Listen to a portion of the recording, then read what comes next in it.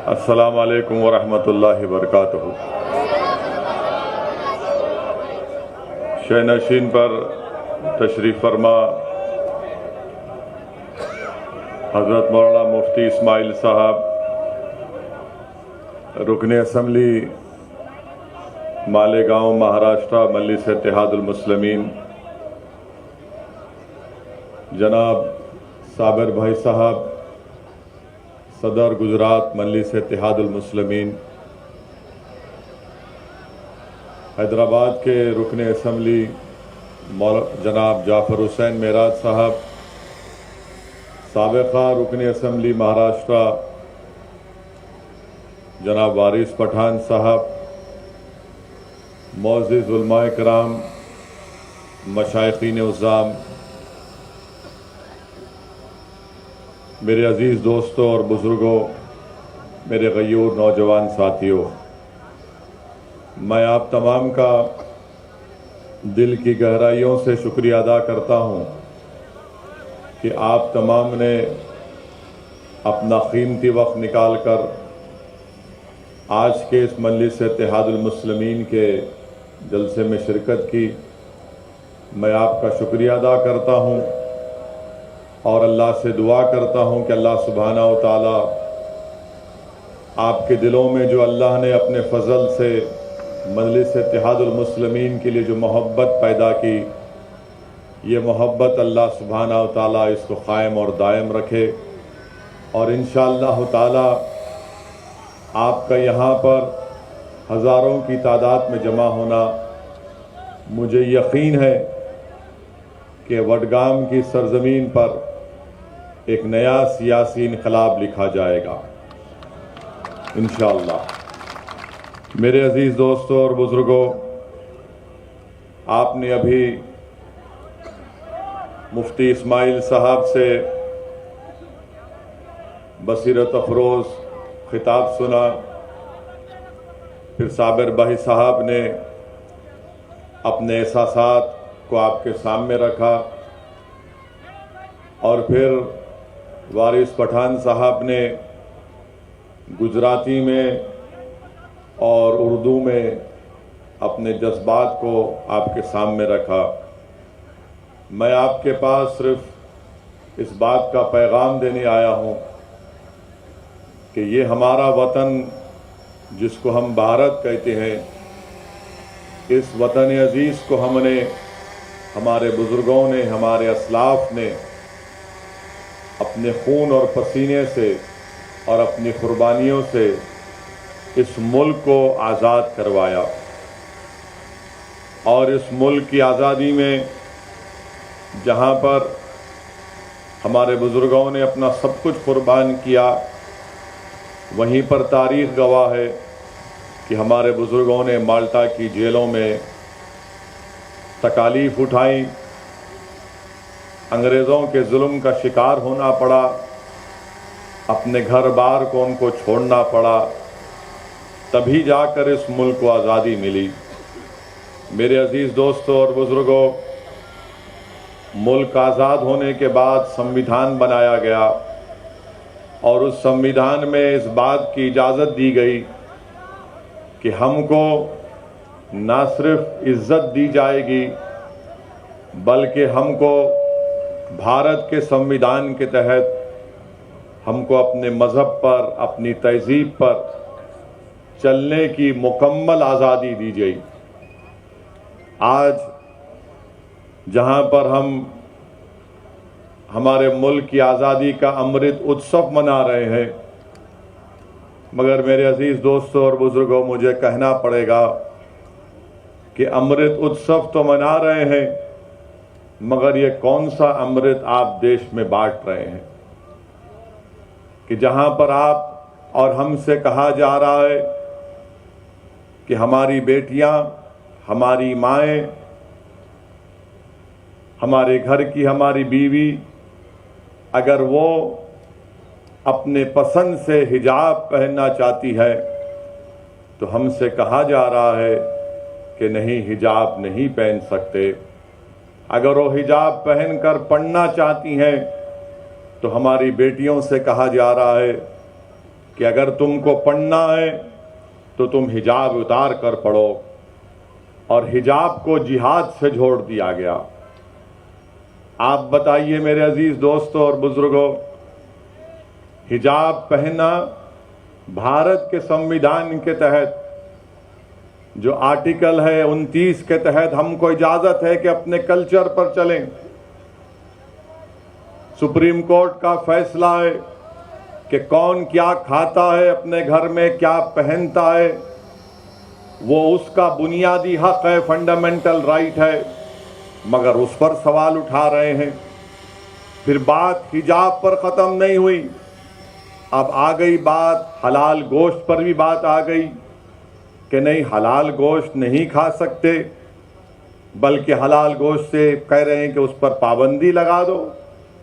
फिर वहाँ पर इक्तफा नहीं किया तो बात अब बढ़कर आ गई कि अगर मुसलमान अपनी काबिलियत और अपनी मेरिट के ऊपर नौकरी हासिल करता है तो उसका नाम दे दिए जॉब जिहाद का नाम दे दिए। अगर हम अपने पैसों से ज़मीन खरीद के घर बनाते हैं तो कहा जाता है ये लैंड जिहाद है।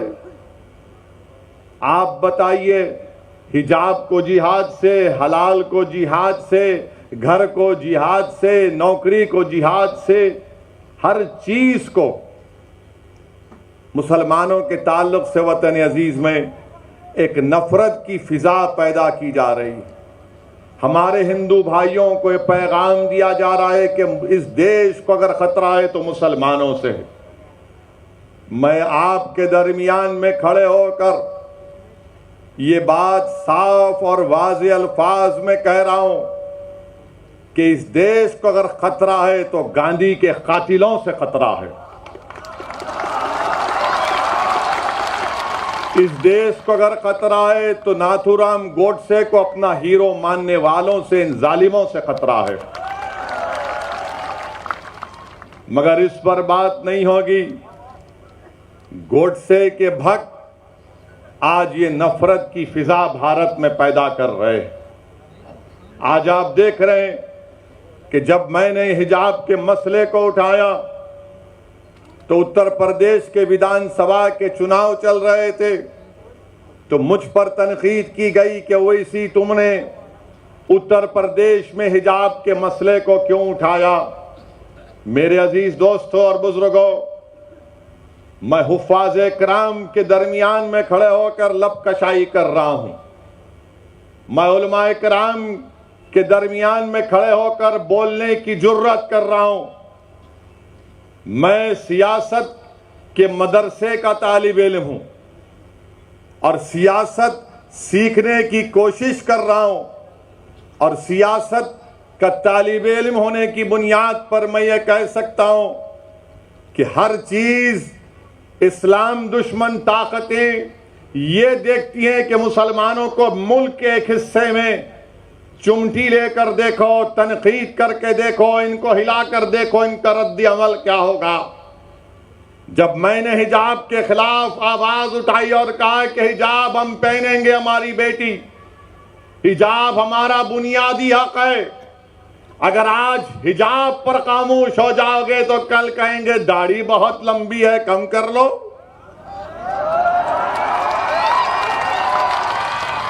हमारी दाढ़ी पर बोलेंगे, उनकी दाढ़ी पर नहीं बोलेंगे।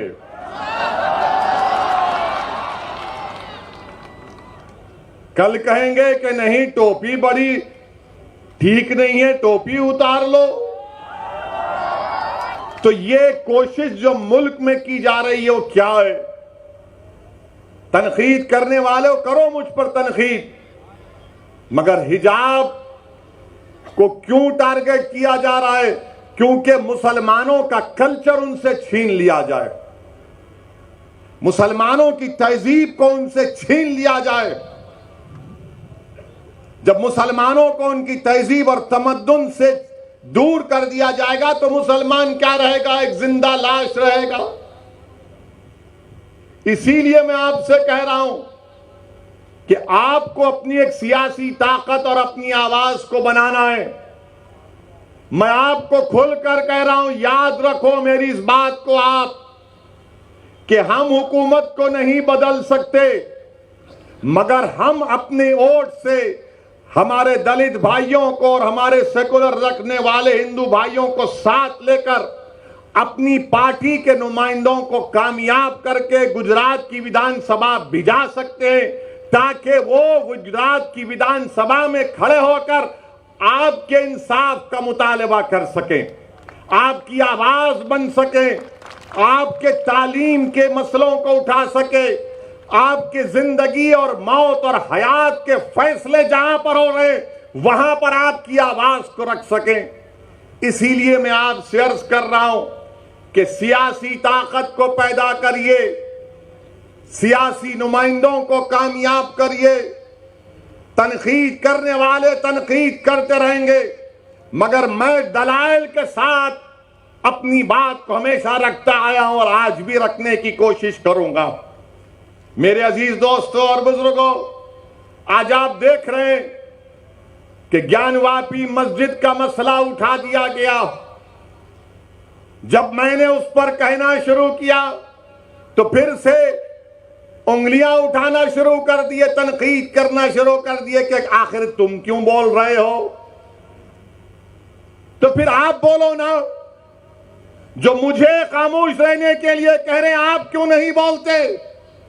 हिजाब के मसले में आपको बोलना चाहिए था, आप नहीं बोले। हलाल गोश्त का मसला आया, आपको बोलना था, आप नहीं बोले। नौकरियां मिल रही है नौजवान मुसलमान को तो कहा गया जॉब जिहाद, आपको बोलना चाहिए था, आप नहीं बोले। अब मस्जिद का मसला आया तो हम जब दलाइल के साथ मस्जिद की बात करते हैं तो कहते हैं तुम क्यों बोल रहे हो। अरे याद रखो, मैं बोलूंगा, मैं इसलिए बोलता हूं, मैं इसलिए बोलता हूं क्योंकि मैं जिंदा हूं, मुर्दा नहीं हूं। मैं इसलिए बोलता हूं कि मेरे जमीर को मैंने अभी बेचा नहीं है, ना कभी बेचूंगा इंशाअल्लाह ताला। मैं इसलिए बोलता हूं कि मैं सिर्फ अल्लाह से डरता हूं, किसी मोदी से, योगी से नहीं डरता हूं। मैं इसीलिए बोलता हूं क्योंकि भारत का संविधान जिसको बाबा साहिब अंबेडकर ने बनाया, मुझे फ्रीडम ऑफ एक्सप्रेशन की इजाजत है और मैं खुलकर अपनी बात को रखना चाहता हूं। हां, तुमको अगर मेरी बात पसंद नहीं आती है तो अपने कान में उंगलियां रख लो, मगर तुम मेरी जबान को बंद नहीं कर सकोगे। तो याद रखिए, अगर आज आप ये सोच कर आए कि हम इसका भाषण सुनेंगे तो मैं आपसे अपील कर रहा हूं कि मैं कोई खव्वाल नहीं हूं, कोई गाने वाला नहीं हूं कि आप मेरी आवाज को सुनकर वाह वाह हासिल करने में नहीं आया हूं। मैं इसलिए आया हूं और आता रहूंगा वडगाम को कि आप इस सरजमीन पर अपने एक सियासी लीडर को पैदा करिए, अपनी क़यादत को मजबूत करिए गुजरात में। मेरे अजीज दोस्तों और बुजुर्गों, मस्जिद का मसला आया, मस्जिद तो मेरी है ना, मस्जिद तो मेरी है। और ज्ञानवापी मस्जिद के बारे में टीवी चैनल पर बहुत शाम में 6 बजे, रात में 9 बजे बैठकर ये बहुत दर्ज देते हैं। ये हमको सिखाते हैं मस्जिद क्या है क्या नहीं है। मकसद क्या है कि बीजेपी को और तमाम इन पार्टियों को ये लोग बचाने का काम करते हैं। ज्ञानवापी मस्जिद क्या है, 1991 में हाई कोर्ट ने स्टे दे दिया, तो आप अक्टूबर 2021 में जाते हैं, वही मुतालबा करते हैं। लोअर कोर्ट फैसला देता, मैंने कहा उस फैसले की मैं मुखालिफत करता हूं, तो ये लोग डराते हैं मुझको। आप कैसे कोर्ट के खिलाफ बोल सकते हैं? बोल सकते हैं कोर्ट के खिलाफ, इज्जत से इख्तलाफ कर सकते हैं। भारत है, कोई नॉर्थ कोरिया का सरबरा यहां का प्रधानमंत्री नहीं है। हम बोले, टीवी चैनल वाले आकर हमसे पूछे, तुमने कहा कि 91 में पार्लियामेंट ने कानून बनाया, जिसमें कहा गया कि 15 अगस्त 47 को जो मस्जिद और मंदिर थी वो वही मौक़िफ़ उसका रहेगा। अब आकर ये बोलते नहीं, सर्वे हुआ, वीडियोग्राफी हुई तो आपको क्या तकलीफ है? हमको तकलीफ इस बात की है कि भारत के संविधान को कमजोर किया जा रहा है, सुप्रीम कोर्ट के फैसले को नजरअंदाज कर दिया जा रहा है। और अहमकों जो मुझसे सवाल कर रहे, वो 91 का सेक्शन 4 सब सेक्शन 2 पढ़ लो। सेक्शन 4 सब सेक्शन 2 साफ तौर से कहता है कि जो 15 अगस्त 47 को था वही रहेगा। मगर मेरे अजीज दोस्तों और बुजुर्गों, याद रखिए मेरी इस बात को, जब मैं 21 साल का था तो बाबरी मस्जिद को मुझसे छीन लिया गया। अब हम वही 19-20 साल के बच्चों की आंखों के सामने दोबारा मस्जिद को नहीं खोएंगे इंशाअल्लाह ताला। क्या आप तमाम लोग अहद लेते हैं कि हम कोई मस्जिद को नहीं खोएंगे? क्या आप अहद लेते हैं कि अब हम कोई मस्जिद को नहीं खोएंगे? तो अगर अहद लेते हैं तो हाथ उठाकर कहिए नारे तकबीर, नारे तकबीर। इनको पैगाम मिलना चाहिए, मस्जिद को अब हम नहीं खोएंगे। तुम्हारे दिल फरेब और हथकंडों से हम जान चुके तुम्हारे हथकंडों को। और अल्लाह के रसूल सल्लल्लाहु अलैहि वसल्लम का हदीस शरीफ है कि मोमिन वो है जो 2 बार एक सुराख से नहीं डसा जाता। अब हम दोबारा नहीं इनको डसने देंगे। मस्जिद है और रहेगी इंशाअल्लाह ताला सुबह क़यामत तक। ज्ञानवापी मस्जिद मस्जिद थी और जब तक अल्लाह दुनिया को कायम रखेगा मस्जिद रहेगी इंशाअल्लाह ताला। और हमारा काम यह है कि हम अपने मस्जिदों को आबाद रखें। हमारी भी जिम्मेदारी है कि रमजान हो गया तो मस्जिद के दरो दीवार तरसती हैं कि कहां गए वो लोग जो रमजान के 30 दिन अल्लाह के घर में आकर सर्वसजूद हो रहे थे। तो याद रखो, मस्जिदों की हिफाजत पहले हमको अपनी महल्लों की मस्जिदों को आबाद रख के रखना।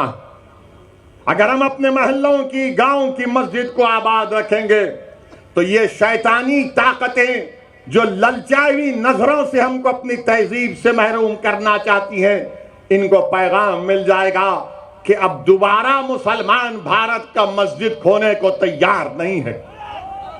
मेरे अजीज दोस्तों और बुजुर्गों, मगर आज्ञानवापी का मसला आया, हिजाब का मसला आया, तो क्या कांग्रेस पार्टी ने कुछ कहा?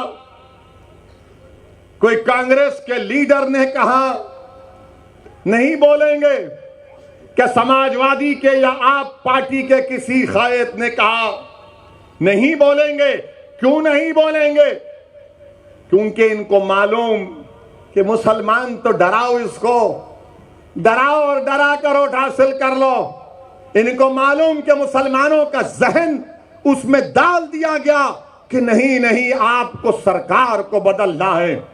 मेरे अजीज दोस्तों और बुजुर्गों, याद रखिए मेरी इस बात को कि हुकूमत को आप नहीं बदल सकते, अपने नुमाइंदों को आप कामयाब कर सकते हैं। अरे मस्जिद का मसला आया तो नहीं बोलेंगे, हिजाब का मसला आया तो नहीं बोलेंगे, दिल्ली के जहांगीरपुरी में गरीबों की दुकानों को तोड़ दिया गया तो मुंह नहीं खोलेंगे।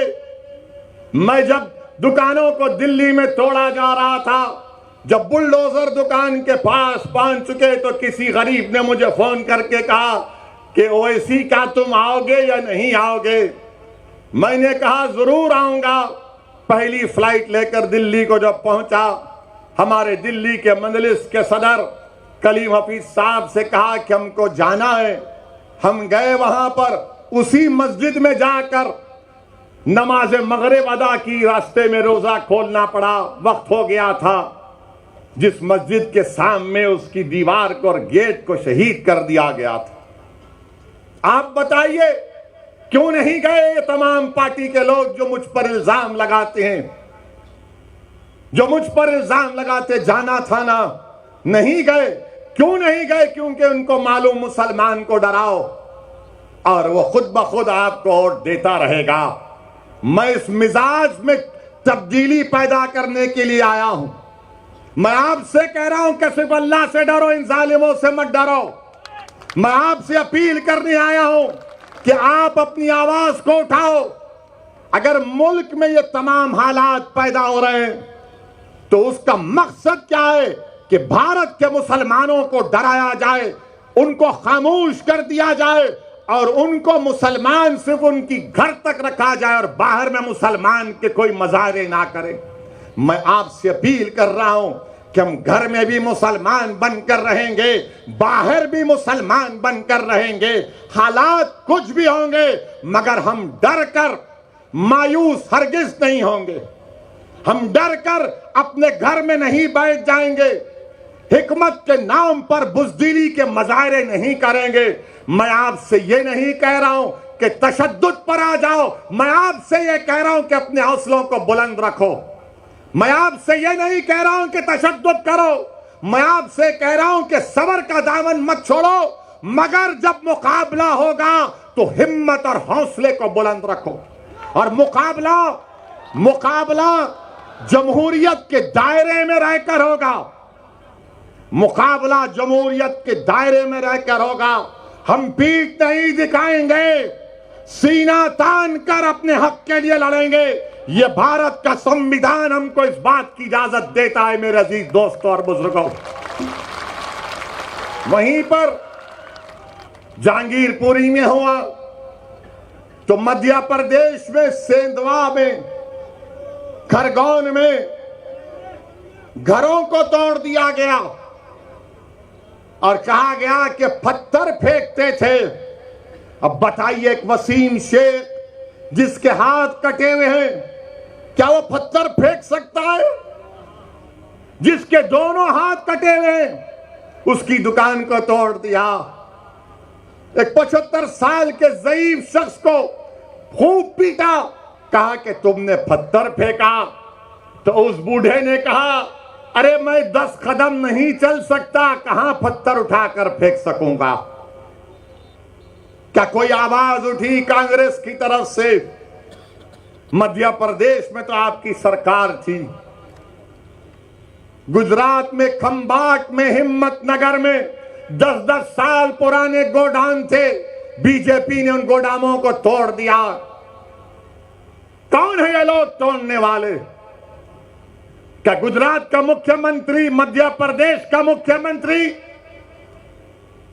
गुजरात हाई कोर्ट का चीफ जस्टिस है? क्या तुम कोर्ट के जज बन चुके कि तुम तय करोगे कि कौन किसका घर तोड़ेगा? अरे आज तुम गरीबों का घर तोड़ रहे हो, याद रखो अल्लाह देख रहा है, अल्लाह देख रहा है। फिरौन को भी अपनी ताकत पर गुरूर था, नमरूद को भी था, यजीद को भी था, मगर सबका इख्तिदार चला गया। अगर आज कोई इख्तिदार के नशे में चूर होकर कह रहा है कि घर तोड़ दूंगा, तुम कितने घर तोड़ोगे बताओ?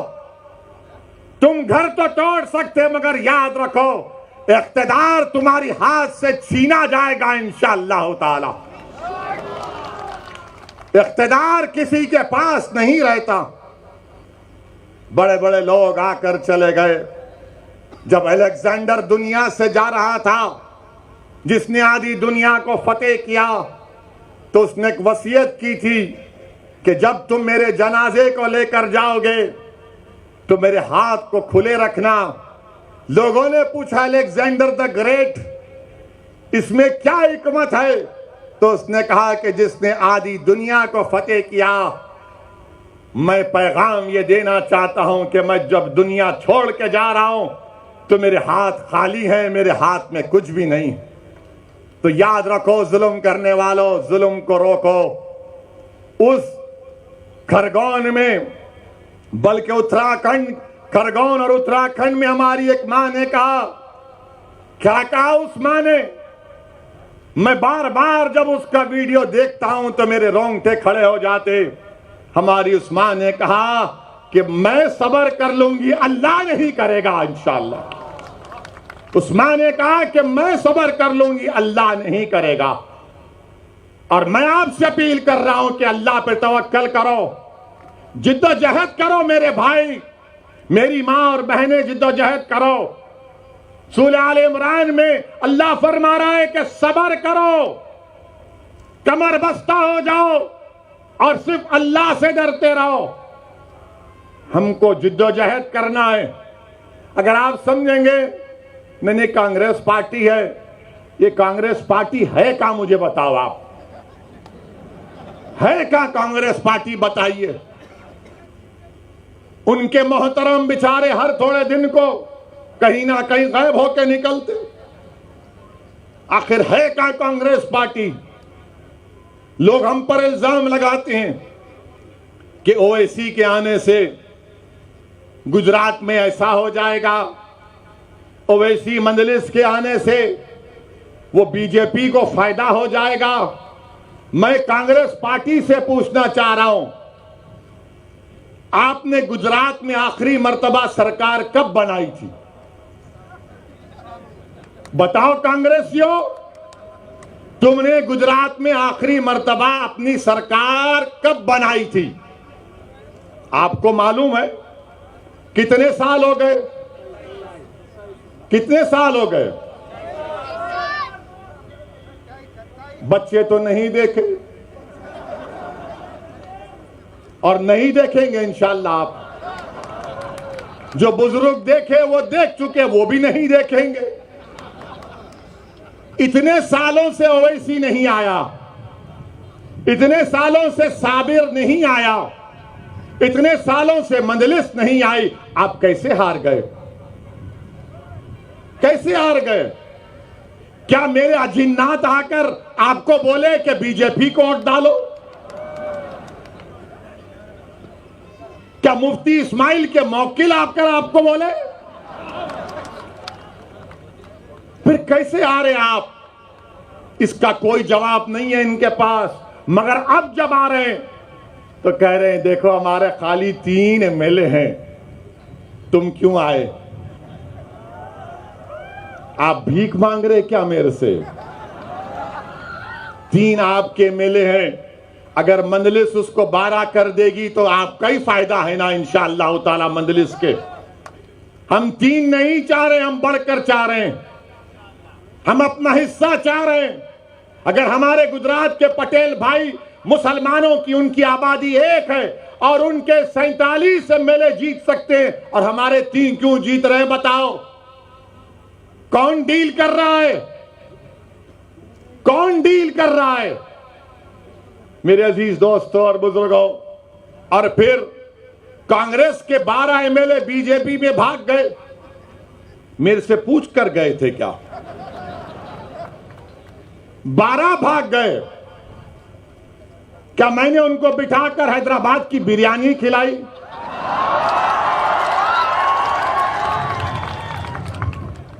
वो तो मेरी बिरयानी नहीं खाए, वो तो नरेंद्र मोदी का ढोकला खाकर चले गए बीजेपी में।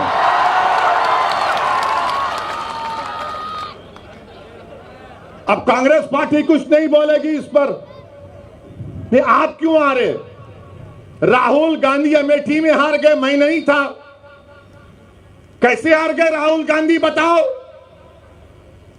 फिर आप केरल को जाते हैं, केरला को, वहां पर जीतते। क्यों जीतते? क्योंकि 35% मुसलमान है। अमेठी में हार गए, मैं नहीं था, मजलिस नहीं थी। मगर बोलेंगे नहीं नहीं ओवैसी वहां से गुजरा था, मैं तो गया भी नहीं। आपके 12-13 एमएलए गुजरात से चले गए। क्या यह बात सच नहीं है कि वडगाम के कांग्रेस के जो साबिका एक एमएलए थे मनी भाई चले गए, टाटा कर गए? क्या आपके खाने की दुकान पर मनी भाई खाकर गए थे क्या कि भाई यहां पर अच्छा खाना मिलता है, मैं खा के जाऊंगा? मनी भाई चले गए। अच्छा, फिर एक और इनका एमएलए गया जिसका नाम है अश्विन कोटवाल। उसने पेपर में बयान दिया, मैं पढ़ा, जिसमें अश्विन कोतवाल ने कहा कि मैं कांग्रेस से जीतता जरूर था, मगर मैं, अश्विन बोल रहा है कि मेरे दिल में नरेंद्र मोदी की मोहब्बत थी। क्या मोहब्बत है कांग्रेसियों की, जबान पे मुसलमान और दिल में मोदी की मोहब्बत है, और आकर हमसे कह रहे हैं कि आप इलेक्शन क्यों लड़ रहे हैं। मेरे अजीज दोस्तों और बुजुर्गों, महाराष्ट्र की असेंबली, विधानसभा में, असेंबली में मुफ्ती इस्माइल हमारे कायदे मुकन्नना है, और धूलिया से फारूक शाह हैं। आप उठाकर असेंबली की कार्रवाई देख लीजिए। बिहार में मजलिस के 5 एमएलए हैं, बिहार की विधानसभा को हिला के रख देते हैं। सीमांचल के इंसाफ की बात होती है। ये 3 जो जीत के गए, कितने बार मुंह खोला तुमने, कितने बार तुमने हक और इंसाफ की बात की। भारत की पार्लियामेंट में 540 की लोकसभा है, सिर्फ 2 रुकने लोकसभा है मजलिस के, मेयर इम्तियाज जलील साहब। अब जब दोनों में से कोई एक खड़ा हो जाता है 5-6 मिनट के लिए बोलने के लिए, तो बीजेपी के 300 एमपी खड़े हो जाते हैं, क्या बोलेगा सुनने के लिए। हम सिर्फ 5-6 मिनट बोलते हैं, 5-6 मिनट, और सब खड़े हो जाते हैं। कौन नरेंद्र मोदी के सामने एनपीआर एनआरसी के कानून को फाड़ दिया, क्या कांग्रेसियों ने पढ़ा था? अमित शाह बैठे हुए हैं। मैंने कहा यह कानून काला कानून है, मैं नहीं मानता इसको, और फाड़ूंगा। आपने भी यहां पर वडगाम में एनपीआर एनआरसी के खिलाफ एहतजाज किया, मैं आपको सलाम करता हूं। अल्लाह आपकी उस कुर्बानी को कबूल करे। 250 लोग जेल को गए। दिल पर हाथ रखकर बोलो, क्या कांग्रेस ने कहा कि तुमको छोड़ना चाहिए जेल से? दिल पर हाथ रखकर कहो कि जब 250 लोग एनपीआर एनआरसी में वडगाम के उसमें जेल में गए तो क्या कांग्रेसी बोले? कब बोली कांग्रेस?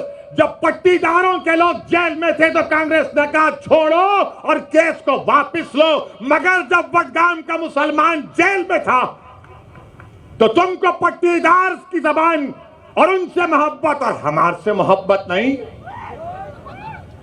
ये फर्क है, याद रखो आप। यकीनन बीजेपी को हराना है। कौन कह रहा है नहीं हराना है? हम ही तो लड़ रहे हैं बीजेपी के खिलाफ। पार्लियामेंट में हर चीज में मजलिस मुखालिफत करती है।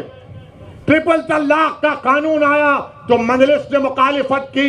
एनपीआर एनआरसी का कानून आया, मजलिस ने कानून की कॉपी को फाड़ा। यूएपीए का कानून आया, हमने मुखालिफत की, कांग्रेस ने तायीद की। क्या कांग्रेस ने अमित शाह के लाए हुए तरमीमी बिल की तायीद नहीं की? तायीद की। और आज आप हम पर उंगलियां उठाते हैं। मेरे अजीज दोस्तों और बुजुर्गों, मेरी जिंदगी का एक ही मकसद है कि मेरी जमात का पैगाम यही है कि आपके सियासी नुमाइंदे कामयाब होकर जिला परिषद हो, असेंबली हो, पार्लियामेंट हो, जाना चाहिए। आपकी आवाज सुननी चाहिए। अगर आप नहीं आवाज उठाएंगे और सिर्फ कहेंगे कि हम सिर्फ आंसू बहा देंगे, डर कर, याद रखिए आप जमहूरियत में हैं, लोकतंत्र में हैं। आपको अपना हक मिलना चाहिए। और हक कैसे मिलेगा? जब आप अपने वोट से अपनी पार्टी के नुमाइंदों को कामयाब करेंगे। मेरे अजीज दोस्तों और बुजुर्गों, यही मजलिस इत्तेहादुल मुस्लिमीन का पैगाम है। अब मुझे किसी ने पूछा कि ये ज्ञान वापी के नीचे क्या देखना चाह रहे, ताजमहल के नीचे क्या देखना चाह रहे, कुतुब मीनार के नीचे क्या देखना चाह रहे? तो सोशल मीडिया पर मैंने ये पढ़ा, मेरे को नहीं मालूम, वल्लाहु आलम। किसी ने कहा सोशल मीडिया पर लिखा कि वो ताजमहल देखने गया था, आगरा के ताजमहल के जो क्यूरेटर जिम्मेदार थे उनके साथ। उनका रिश्तेदार था। तो उस लड़के ने कहा, लिखता है कि मैं ताजमहल के नीचे जाना चाह रहा था तहखाने में। तो उसको डायरेक्टर ने कहा कि देखो सेल फोन की इजाजत नहीं है, सेल फोन रख दिए। फिर जब नीचे गए तो फिर चेक किया गया कि क्या सेल फोन है, नहीं था।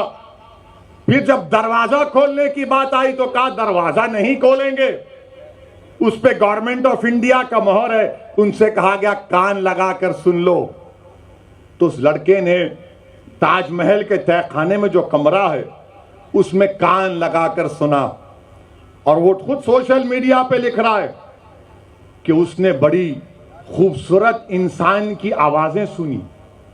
उसने बड़ी खूबसूरत इंसान की आवाजें सुनी, और वो क्या कह रहे थे ताजमहल से कि चौकीदार को बोलो नौकरियां नहीं है नौजवानों के पास,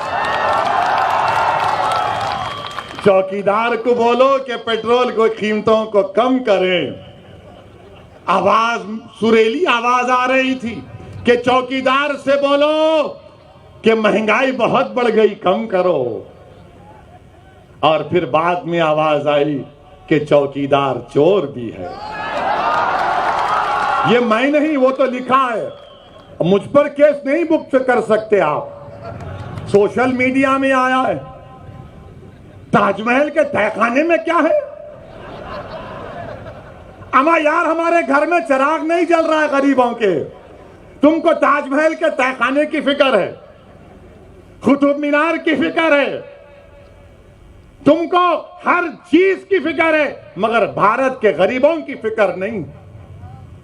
देश के प्रधानमंत्री को अय्यूब पटेल की बेटी की तकलीफ को देखकर देश के प्रधानमंत्री भावुक हो जाते हैं, मगर खंबाट और हिम्मतनगर में उन गरीबों को जो धूप में आज अपनी जिंदगी गुजार रहे हैं, जिनके घरों को तोड़ दिया गया, देश के प्रधानमंत्री, क्या आपके आंख में आंसू नहीं आएंगे? क्या आपके आंख में आंसू सिर्फ टीवी कैमरा को देखकर आएंगे? मेरे अजीज दोस्तों और बुजुर्गों, ये भारत की हकीकत है। कब तक है परमिशन? हाँ ठीक है, ठीक है, कोई बात नहीं है। हाँ नहीं नहीं, बारे 10 बजे खत्म करेंगे, क्योंकि अभी थोड़ा बाकी रखेंगे ना। मैं फिर आऊं ना मत आऊं, फिर आना पड़ेगा ना मुझे। आप तमाम लोग हमारा साथ देंगे ना? आप तमाम लोग वडगाम से मजलिस को कामयाब करेंगे इंशाअल्लाह? जरा हाथ उठाकर बोल दीजिए। मेरे अजीज दोस्तों और बुजुर्गों, मैं आपसे सिर्फ इतना ही कह रहा हूं कि अपनी सियासी आवाज को बनाइए। मेरी जिंदगी का, आपकी जिंदगी का कोई भरोसा नहीं है। जब हम उत्तर प्रदेश में थे तो 6 गोलियां चलाई गई, अल्लाह का करम था बच गए। तो ये जालिम बोले नहीं, नीचे क्यों चलाए? तो मेरे प्यारे, कभी तुम अपने घर में खुद अपनी बीवी को बोलो कि बेगम मैं गाड़ी में बैठता हूं, जरा मेरे पैर के करीब मार के दिखाओ। एक पटाखा इनको फुटता है तो रात भर नींद नहीं आती। तो बहरहाल अजीज दोस्तों और बुजुर्गों, आपका तहे दिल से शुक्रिया कि आप तशरीफ लाए। मैं आपको सलाम करता हूं और आपसे वादा कर रहा हूं कि वडगाम को फिर से आऊंगा और आपके किसी एक दुकान में बैठकर खाना भी खाऊंगा। अस्सलाम वालेकुम व रहमतुल्लाहि व बरकातहू।